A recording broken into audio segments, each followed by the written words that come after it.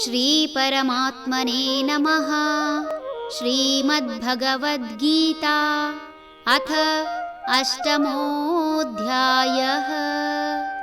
अक्षरब्रह्मयोगः। अनन्यचेताः सततं यो मां स्मरति नित्यशः तस्याहं सुलभः पार्थ ನಿತ್ಯಯುಕ್ತಸ್ಯ ಯೋಗಿನಃ. ಅನನ್ಯ ಚಿತ್ತದಿಂದ ಸದಾ ನನ್ನನ್ನೇ ಸ್ಮರಿಸುವ ನಿತ್ಯಯುಕ್ತನಾದ ಯೋಗಿಗೆ, ಹೇ ಪಾರ್ಥ, ನಾನು ಸುಲಭವಾಗಿ ಸಿಗುತ್ತೇನೆ. ಭಗವಂತನ ಈ ನುಡಿಯನ್ನು ಕೇಳುವುದಕ್ಕೆ ಅತ್ಯಂತ ಸಂತೋಷವಾಗುತ್ತದೆ. ಆದರೆ ಲೌಕಿಕ ಜಗತ್ತಿನಲ್ಲಿ ಮುಳುಗಿ ಹೋಗಿರುವವರು ಈ ಮಾತನ್ನು ಅಪಹಾಸ್ಯ ಮಾಡುವುದೂ ಇದೆ. ಭಗವಂತನ ಧ್ಯಾನದಿಂದ ಜ್ಞಾನ ಪಡೆದು ಉತ್ತಮ ಜೀವನ ನಡೆಸಿ ಚರಿತ್ರೆಯ ಪುಟಗಳಲ್ಲಿ ಸೇರಿರುವ ಅನೇಕ ಮಹನೀಯರುಗಳನ್ನು ಕಾಣಬಹುದು.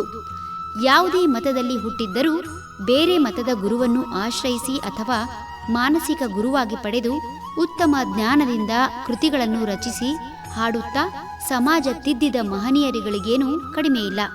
ಇವರೆಲ್ಲರಿಗೂ ದಾರಿದೀಪವಾಗಿದ್ದು ಅವರ ನಂಬಿಕೆ. ನನ್ನ ಮತ ಶ್ರೇಷ್ಠ, ನನ್ನ ಧರ್ಮ ಶ್ರೇಷ್ಠ ಎನ್ನುತ್ತಾ ಧರ್ಮದ ಅರಿವಿಲ್ಲದಿದ್ದರೂ ಜನರನ್ನು ದಾರಿ ತಪ್ಪಿಸುವವರಿಗೇನೂ ಕಡಿಮೆಯಿಲ್ಲ. ಮಾಡುವವರು ಹೇಳುವುದಿಲ್ಲ, ಆಡುವವರು ಮಾಡುವುದಿಲ್ಲ ಎಂಬಂತೆ ಧರ್ಮ ತಿಳಿದು ಆಚರಿಸುವವರಾರೂ ಮೊದಲಾಗಿ ಹಿಂಸೆಯನ್ನು ಒಪ್ಪುವುದಿಲ್ಲ. ಇನ್ನೊಬ್ಬರ ಗೌರವ ಹರಣ ಮಾಡುವುದು ಹಿಂಸೆಯೇ ಸರಿ.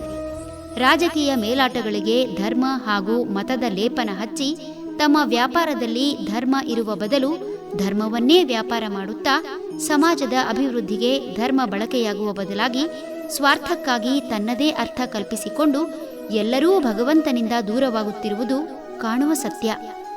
ಯಾವುದೇ ಗೊಂದಲವಿಲ್ಲದೆ ಧರ್ಮ ಎಂದು ಕರೆಯುವ ಯಾವ ಮತದಲ್ಲಿ ಹುಟ್ಟಿದರೂ ಕೇವಲ ಭಕ್ತಿಯಿಂದ ಭಗವಂತನನ್ನು ಸ್ಮರಿಸಿದರೆ ಸಾಕು, ಆತ ಸುಲಭವಾಗಿ ಸಿಗುತ್ತಾನೆ. ಧರ್ಮದ ಹೆಸರಿನಲ್ಲಿ ನಡೆಯುವ ಕೊಲೆ, ರಕ್ತಪಾತ, ದ್ವೇಷ ಎಲ್ಲವೂ ವ್ಯಕ್ತಿಯನ್ನು ಈ ಲೌಕಿಕ ಪ್ರಪಂಚದಲ್ಲಿ ಉಳಿಸಿ ಮತ್ತೆ ಮತ್ತೆ ತನ್ನ ಕರ್ಮ ಅನುಭವಿಸಲು ಪುನರಪಿ ಜನನಂ ಪುನರಪಿ ಮರಣಂ ಎಂಬಂತೆ ಜನನ ಮರಣದ ಚಕ್ರದಲ್ಲಿ ಸುತ್ತುತ್ತಲೇ ಇರುವಂತೆ ಮಾಡುತ್ತದೆ. ಹರಿ ಓಂ ತತ್ಸತ್.